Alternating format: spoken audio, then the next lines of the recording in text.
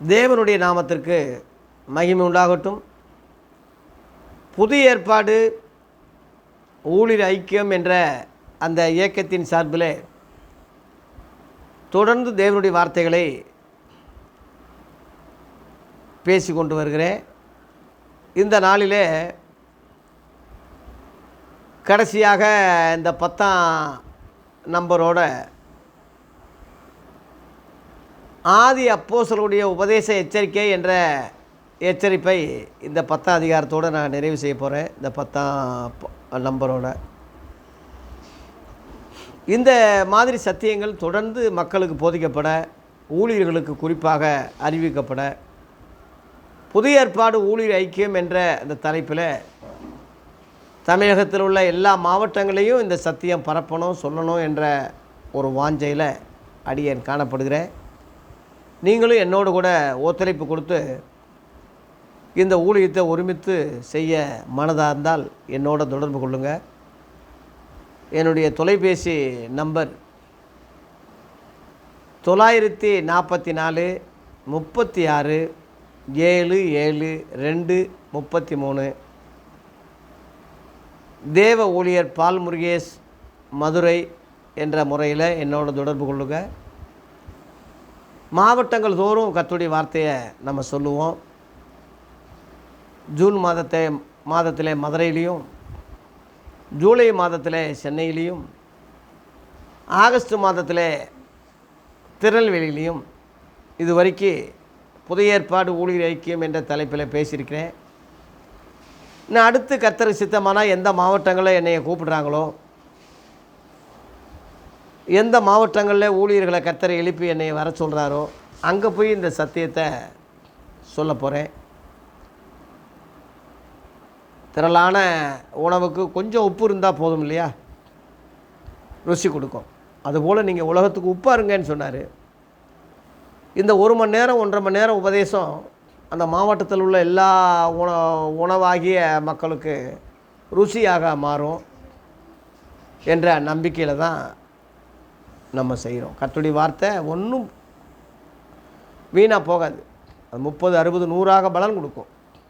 அதனால் இந்த உபதேசத்தில் ஈர்க்கப்பட்டு புரிதல் உண்டானா அடியனோட தொடர்பு கொண்டு நம்ம ஒருமித்து ஊழியத்தை செய்வோம். இந்த ஐக்கியத்துக்கு தலைவர் இயேசு, தலைமையிடம் பரலோகம், வழிகாட்டிகள் ஆதி அப்போஸ்தலர்கள். நம்முடைய பாடங்கள் ரோமரிலிருந்து யூதா வரைக்குள்ள அப்போஸ்தல நிருபங்கள். நாம் எல்லாரும் யாருன்னா சகோதரர்கள். இந்த அடிப்படை கொள்கையோடு புரிதலோடு நம்ம செயல்படுவோம். ஆதி அப்போஸ்தல எழுப்புதலை காண்போம். கர்த்தர் நம்மை ஆசீர்வதிப்பாராக. இறுதியாக இந்த 10ஆவது நம்பராக ஆதி அப்போஸ்தலர்களுடைய உபதேச எச்சரிக்கை என்ற முறையில் 10ஆவது நம்பராக சொல்லி நான் நிறைவு செய்கிறேன். வெளிப்படுத்தின விசேஷம் 22ஆம் அதிகாரத்தில் 18, 19 இந்த புஸ்தகத்தில் உள்ள தீர்க்கதரிசன வசனங்களை கேட்கிற யாவருக்கும் நான் சாட்சியாக எச்சரிக்கிறதாவது, கடைசியில் எல்லாம் ஒத்து மொத்தமாக முழுசாக ஒரு எச்சரிப்பை கர்த்தர் தர்றாரு. ஒருவன் இவைகளோடு எதையாகிலும் கூட்டினால் இந்த புஸ்தகத்தின் எழுதியிருக்கிற வாதைகளை தேவன் அவன் மேல் கூட்டுவார். ஒருவன் இந்த தீர்க்கதரிசன புஸ்தகத்தின் வசனங்களிலிருந்து எதையாகிலும் எடுத்து போட்டால் ஜீவ புஸ்தகத்திலிருந்தும் பரிசுத்த நகரத்திலிருந்தும் இந்த புஸ்தகத்தில் எழுதப்பட்டவைகளிலிருந்தும் அவனுடைய பங்கை தேவன் எடுத்து போடுவார். ரொம்ப பயங்கரமான எச்சரிக்கையாக இருக்குது. இந்த புஸ்தகத்தில் உள்ளதை ஒன்றையும் கூட்டக்கூடாது, குறைக்கக்கூடாது. இன்றைக்குள்ள ஊழியர்கள் தாராளமாக கூட்டுறாங்க, தாராளமாக குறைக்கலாங்க. இதில் உள்ளது பேசாமல் இப்போ தான் ஏசு பேசினார், இப்போ தான் ஏசு அங்கே வந்தார், என்ன தான் செய்யணும்னு சொன்னேன், இப்போ தான் என்கிட்ட பேசினார், இந்த ஜனங்களுக்கு என்ன செய்யணும்னு நான் அழுதேன், இப்போ இப்படி சொல்லுன்னு சொன்னார், அதான் இப்போ நான் சொல்லிக்கிட்டு இருக்கேன்னா பைபிள் எதுக்கு, நிருபங்கள் எதுக்கு, சுவிசேஷங்கள் எதுக்கு, அதில் சொல்லப்பட்ட இயேசு அப்போ எதுக்கு, அது யார், அது புதுசாக பேசுவாரா? பேச மாட்டார். இங்கே போட்டிருக்கு, இவைகளை சாட்சியாக அறிவிக்கிறவர் மெய்யாகவே நான் சீக்கிரம் வருகிறேன் என்கிறார். ஆமேன், கர்த்தராகி இயேசுவே வாருமுண்டு ஆமேன்னு நம்ம நிறைவு செய்ய சொல்லிடுமே தவிர இதுக்கு மேலே ஒரு தீர்க்க தரிசனமோ வெளிப்பாடோ கிடையாது. வெளிப்படுத்துகிற விசேஷத்துக்கு பிறகு ஒரு வெளிப்பாடோ ஒரு புதிய உபதேசமோ கிடையாது. வெளிப்படுத்துகிற 22 அதிகாரம்னா 23 அதிகாரம் கிடையாது. 22 அதிகாரம் 21 ஆமேன்னு முடியுதுண்ட. இதுதான் அதுக்குள்ளே உள்ள காரியத்தை தான் நம்ம பார்க்கணும். அதில் உள்ள காரியங்கள் தான் நம்ம தியானிக்கணும், பேசணுமே தவிர இதுக்கு பிறகு இயேசு சொல்லாத ஒன்றை சொன்னதாக இன்றைக்கி சொல்லிக்கிட்டு திரிகிறான்னா அது வேறொரு இயேசுவே தவிர ஒரிஜினல் இயேசு அல்ல. ஒரிஜினல் இயேசு இங்கே நிருபத்தில் சுவிசேஷங்களில் தேவனுடைய ஆவியாக இருக்குது. இந்த வார்த்தை அவர் பேரே வார்த்தை தானே. ஆவியானவர் சொல்லுகிறதை காது உள்ளவன் கேட்க கடவான். கடைசியில் சொல்லியாச்சு. இந்த வசனங்கள் ஒன்றையும் கூட்டாத குறைக்காத. இதில் வெளிப்படுத்தல் 22 அதிகாரத்தில் இதை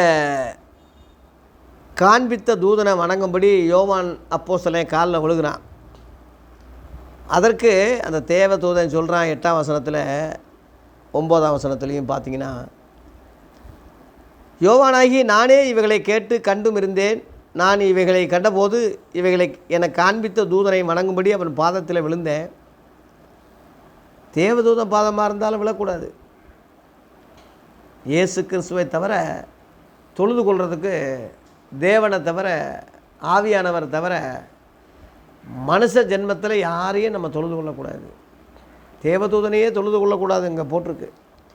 அதற்கு அந்த தேவதூதன் சொல்கிறான், இப்படி செய்யாதபடிக்கு பார், உன்னோடும் உன் சகோதரரோடும் தீர்க்கதரிசிகளோடும் கூட இந்த புஸ்தகத்தில் வசனங்களை கைகொள்ளுகளோடு கூட நானும் ஒரு ஊழியக்காரன், தேவனை தொழுது கொள் என்றார். அருமையாக சொல்லிட்டான். இன்றைக்குள்ள போதகர்கள் காலில் விழுகிறாங்க, மக்கள் பிஷப்பு காலில் விழுகிறாங்க, மோதிரத்தை முத்தம் கொடுக்குறாங்க. போப்பு ஒரு மனுஷனை ஆண்டவன்னு சொல்கிறாங்க, பொம்பளைகளை ஆண்டகை அப்படின்னு சொல்கிறாங்க. இதெல்லாம் தேவ தூஷணம், தேவனை அவமானப்படுத்துறது.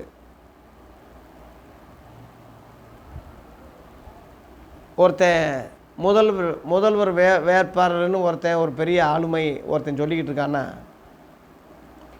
அவனை கேவலப்படுத்துறதுக்காக ஒரு டம்மி பீஸு ஒரு நடிகனை, சாதாரணமாக ஒரு நகைச்சுவை நடிகனை, காமெடி நடிகனை, இவனும் முதல்வராக இருக்கான், இவனும் முதல்வர் சொல்ல ஆசைப்படுறான், இவனும் முதல்வர் தான் சொன்னால் அவனை லந்து பண்ணுறதுக்கு, அவனை அவமானப்படுத்துறதுக்கு அர்த்தம் தானே அரசியல் வட்டாரத்தில். அது மாதிரி தான் இயேசு தலைவராக இருக்கும்போது, அவர் போப்பாக இருக்கும்போது, அவர் ரெவரண்டாக இருக்கும்போது, அவர் பிஷப்பாக இருக்கும்போது, அவர் குருவாக இருக்கும்போது, அவருக்கு ஈக்குவலாக ஒரு மனுஷனை இவனும் குரு தான், இவனும் பிஷப்பு தான், இவனும் ஆண்டவர் தான், இவனும் போப்பு தான், இவனும் ரெவரண்டு தான், இவனும் எங்களுக்கு தலைவர் தான் சொன்னான் அவரை அவமானப்படுத்துறதுக்கு தானே. அது அந்தி கிறிஸ்துவுடைய எண்ணம். 2 தெசலோனிக்கேயர் 2ஆம் அதிகாரத்தில் தேவனை போல உட்காருவான், தன்னைத்தான் தேவன் என்று காண்பிப்பான், தேவனுக்கு மேலாக தன்னை உயர்த்துவான் இருக்கு அந்தி கிறிஸ்துவுடைய ஆவி. அந்தி கிறிஸ்துனா கிறிஸ்துவ பேரை சொல்லி ஏமாத்துக்கிறவன், கிறிஸ்துவுக்கு எதிராளின்னு அர்த்தம். சாமி ஆசாமி மாதிரி. அதனால் நல்ல தீர்க்கதரிசி கள்ள தீர்க்கதரிசி மாதிரி, நல்ல போதகர் கள்ள போதகர் மாதிரி, நல்ல சகோதரன் கள்ள சகோதரன் மாதிரி. இப்படிப்பட்ட கொடுமையான ஆள்க என்ன செய்வாங்கன்னா வசனத்தை புரட்டுவாங்க, மாற்றுவாங்க, வசனம் இல்லாமல் இயேசு வர்ற மாதிரி பேசுவாங்க. ரொம்ப ஜாக்கிரதையாக இருங்க. பெரிய ஆள் சொன்னால் பெருமாள்னு நம்ம சொல்லக்கூடாது. என்னப்பா செய்யணும்னா சொல்லுங்கப்பா செஞ்சிடுறேன், சொல்லுங்கப்பா செஞ்சிடுறேன். என்னப்பா செய்யணும் இன்னும் சொல்லுங்கப்பா செஞ்சிடுறேன்னா சொல்லலையா? அவர் 4 சுவிசேஷங்களை சொல்லலையா? ஆவியான சொல்கிறது காது உள்ள கேட்கடவான்னு வெளிப்படுத்துகிற விசேஷம் வரைக்கும் சொல்லிக்கிட்டே இருக்கலையா? இவங்களை சாட்சியாக அறிவிக்கிறவன் நான் சொல்கிறேன்னு நீங்கள் சொல்லலையா? சீக்கிரம் வர்றேன்னு சொல்லலையா? சொன்னதை நீ சொல்லணுமே தவிர, அவர் சொன்னதை நான் சொல்லணுமே தவிர, அவர் இது வரைக்கும் ஒன்றும் சொல்லாத மாதிரியும் இனிமேல் சொல்லுங்கள் நான் கேட்குறேன் அது நியாயமா? இனிமேல் எப்படி சொல்லுவார்? அதான் முடிச்சாச்சுல ஆமேன்னு சொல்லிட்டார்ல. சொன்னதை நீ சொல்லு. இனிமேல் நீ என்னப்பா சொல்லணும் செய்யணும் நான் சொல்லுங்கப்பான்னா இனிமேல் சொல்லுவாராவது? அதனால் இப்படிப்பட்ட உபதேசங்களுக்கு வார்த்தைகளுக்கு நம்ம எச்சரிக்கையாக இருக்கணும். தங்க ஊசினி கண்ணில் குத்த முடியுமா? பெரிய ஆள் சொன்னால் பெருமாளா? அவன் சொல்கிறதெல்லாம் நம்ம செய்ய முடியுமா? அவருக்கு புத்தி சொல்லுங்கள் ஐயா. தடுமாற்றம் எல்லாருக்கும் வரும், வார்த்தைகள் எல்லாருக்கும் வரும். நானும் குறைவுள்ளவன், எல்லா மனுஷனும் குறைவுள்ளவன் தான். அதை கேட்குறது வேத வசனத்துக்கு முரண்பாடாக இருந்தால் அதை புத்தி சொல்லி திருத்தணும். தொண்டர்கள், விசுவாசிகள், ஒரு சகோதரர், நல்ல சகோதரர், நல்ல ஐயா, மற்ற வகையில் எந்த வகையில் அவரை நான் குறை சொல்லலை, நல்ல மனுஷன்தான், நல்ல வாஞ்ச உள்ளவர் தான். அவருக்கு இந்த மாதிரி சொல்லி கொடுக்குறதுக்கு ஆள் இல்லை, ஷேர் பண்ணுறதுக்கு ஆள் இல்லை. முதல்ல வெங்கல சர்ப்பமானீர்னு இயேசுவை ஒரு சர்ப்பத்தோடு ஒப்பிட்டு பாடினார், அப்புறம் திருத்திக்கிட்டார். அதை இந்த மாதிரி நிறையா தவறுகள் இயற்கையில் வர்றது உண்டு. நானும் நிறையா பாடல்கள் ஏற்றி பாடி வெளியிட்டிருக்கேன். குறைகள் உண்டு, அதை சொன்னால் திருத்திக்கிறணும். அதான் மனுஷன். நம்ம ஆவியோடும் பாடுவேன் கருத்தோடும் பாடுவான்னா அந்த கருத்து என் கருத்தாக இருந்தால் தப்பாக போயிடும். தேவனுடைய வார்த்தையின் கருத்தாக இருந்தால் கரெக்டாக இருக்கும். அதனால் ஆவியோடு பாடுறது உண்டு, கருத்தோடு பாடுறது உண்டு. அந்த கருத்து தேவ கருத்தா மனுஷன் சுய கருத்தா என்பதை செக் பண்ணும்போது நம்ம கண்டுபிடிச்சிடலாம். அப்படி அந்த குறைகளை நம்ம திருத்திக்கிறணும். அதான் தவிர கீழே விழுந்தாலும் மேசையில் மண் ஓட்டலைன்னு நம்ம போயிடக்கூடாது. 1 கொரிந்தியர் 4:6 எழுதப்பட்டதுக்கு மிஞ்சி எவனும் நினைக்காதீங்க பேசாதீங்கன்னே போட்டிருக்கு. எழுதியாச்சுன்னா அதுக்கு மிஞ்சி யாரும் பேசாதீங்க வைக்காதீங்க. தேவனுடைய வார்த்தை அது. அவர் என்ன சொல்கிறாரோ அதன்படி செய்யுங்கன்னு காணா ஒரு கல்யாணத்தில் மரியாள் அம்மா சொல்லிட்டு விலகினாங்க இல்லையா? என்ன சொன்னாலும் சரி, தண்ணி எடுத்து ஊற்ற சொல்கிறாரா ஊற்றுங்க, கொடுக்க சொல்கிறாரா கொடுங்க. ஏன் என்ன எதுக்குன்னு எவனும் கேள்வி கேட்கல. ஆனால் வெறும் தண்ணி ரசமாக மாறிச்சு. ஏன்னா சொல்கிறவர் இயேசு. பழைய ஏற்பாட்டில் தான் போகுமென இன்னதென்று அறியாமல் போனான்ருக்கு ஆபிரகாம் பற்றி வாசிக்கும் போது. ஏன்னா அழைத்தவர் தேவன், அவனுக்கு நல்லா தெரியும், தேவன் அழைச்சிட்டாருன்னு தெரியும். அதனால் அவன் என்ன ஏதுன்னு கேள்வி அவன் ஏன்னா அவர் கூப்பிடுறாரு. இன்றைக்கி ஆபிரகாமுடைய மக்கள் சந்ததி தான் உலகமெல்லாம் அவன் பிள்ளைகளாக தான் இருக்கிறாங்க.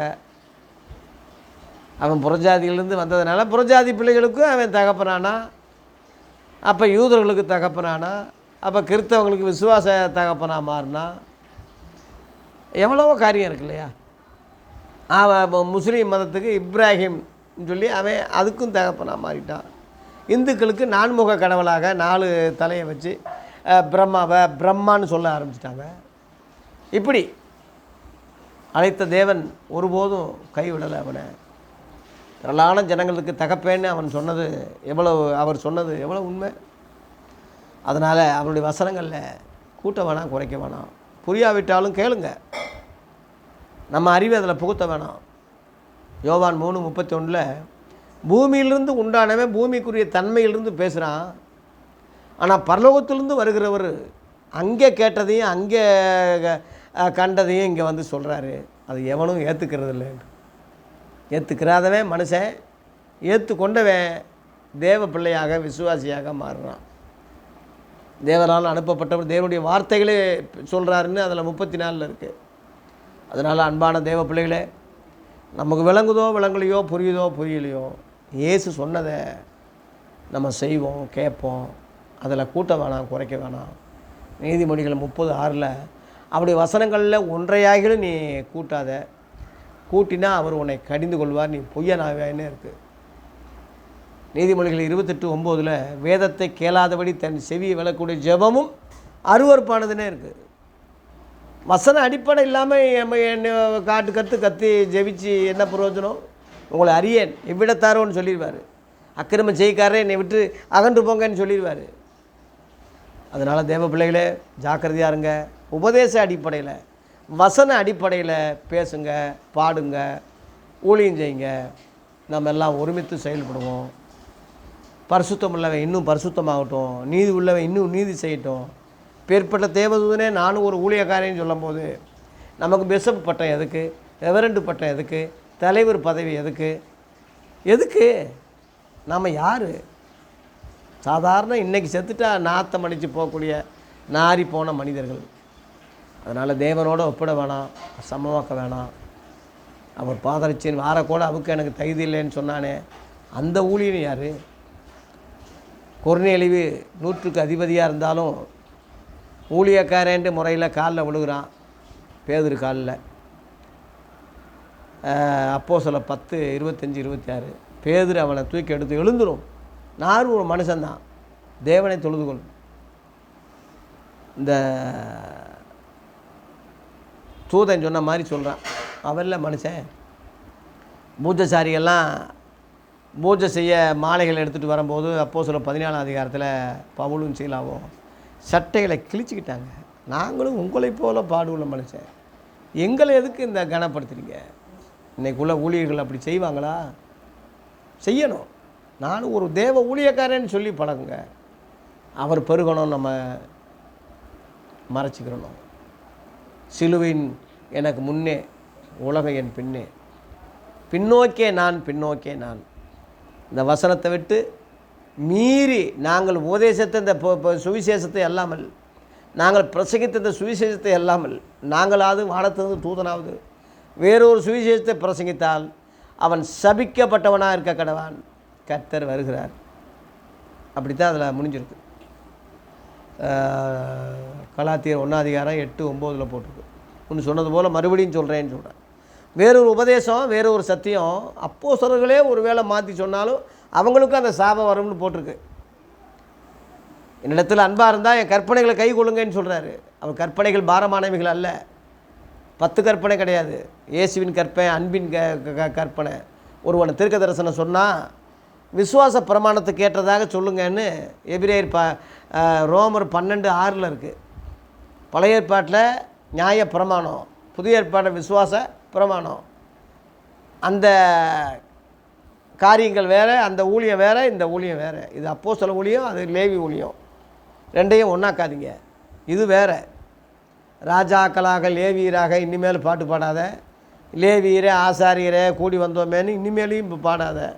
நம்ம அப்போஸ்தல ஊழியம், அப்போஸ்தல ஊழியத்தில் வந்திருக்கோம். திருத்திக்கிங்க, மாற்றிக்கிங்க. இன்றைக்குள்ள போதகர்களை, இன்றைக்குள்ள தலைவர்களை பின்பற்றாதீங்க. ஆதி அப்போஸ்தலர்களை வழிகாட்டியாக்குங்க. பரலோகத்தை சர்வ சங்க சபையாக அங்கே உங்கள் பேர் எழுதுறதுக்கு முயற்சி பண்ணுங்கள். இயேசுவை தலைவராக்குங்க. நிருபங்களை நமக்கு பாடகமாக்குங்க. இந்த கருத்து உள்ள எல்லாரும் சகோதரர்களாக செயல்படுவோம். கர்த்தர் நம்மை ஆசீர்வதிப்பாராக. வசனத்தை நடுங்குறவனே நோக்கி பார்ப்பேன்னு சொல்கிறாரு. வசனத்தை குறைக்காதீங்க, கூட்டாதீங்க. என்னுடைய வீடியோக்கள் முழுவதும் பாருங்கள். வசன அடிப்படையில் என் கருத்து இருக்கேமே தவிர எனக்குன்னு ஒரு சொந்த கருத்தோ, எனக்குன்னு ஒரு ஐடியாவோ, எனக்குன்னு ஒரு உபதேசமோ எந்த சபையிலையும் இல்லை. ஏற்கனவே எல்லாம் இருந்து சிக்கி நான் வெளியே வந்துட்டேன். இப்போ கண்கள் திறந்தவன் பேசுகிறேன். உண்மையே தூங்குனீங்கன்னா எந்திரிச்சிருங்க. தூங்குற மாதிரி நடிக்காதீங்க. எல்லாம் தெரிஞ்சுக்கிட்டு நான் சொல்கிறது உண்மைன்னு புரிஞ்சியும் புரியாமல் அப்படியே இப்போ சொத்துக்காக, பணத்துக்காக, பதவிக்காக, சபைக்காக, மனுஷனை பிரியப்படுத்துறதுக்காக உங்களை அப்படியே பல்ட்டி அடித்து ஏமாற்றிக்கிட்டே இருந்தீங்கன்னா உங்களை நீங்களே ஏமாற்றிக்கிட்டீங்க. மதிகேட முட்டாளாக கடைசியில் கைவிடப்பட்ட பரிதாப நிலைமைக்கு தான் நீங்கள் போவீங்களே தவிர, இம்மைக்காக கிறிஸ்தவத்தில் நம்பிக்கை உள்ளவங்களாக இருந்தால் எல்லாரையும் விட பரிதபிக்கக்கூடிய நிலைமையில் கெதியில் போயிடுவீங்க என்பது தான் 1 கொரிந்தியர் 15-19 உள்ள பரிதாப முடிவு. அந்த முடிவு உங்களுக்கும் எனக்கும் யாருக்கும் வராதபடி ஜாக்கிரதையாக இருப்போம். இந்த வசனத்தை வசனமாக கூட்டாமல் குறைக்காமல் கை கொள்ளுவோம். கர்த்தர் நம்மை ஆசீர்வதிப்பாராக. மேலும் என்னோட தொடர்பு கொள்ள, என்னுடைய ஊழியத்தில் பங்கெடுக்க, நம்ம சேர்ந்து செயல்பட விருப்பமானால் என்னோட தொடர்பு கொள்ளுங்கள். கர்த்தர் நம்மை ஆசீர்வதிப்பாராக. அடுத்து ஒரு தலைப்போடு உங்களை சந்திக்கிறேன். நன்றி, வணக்கம்.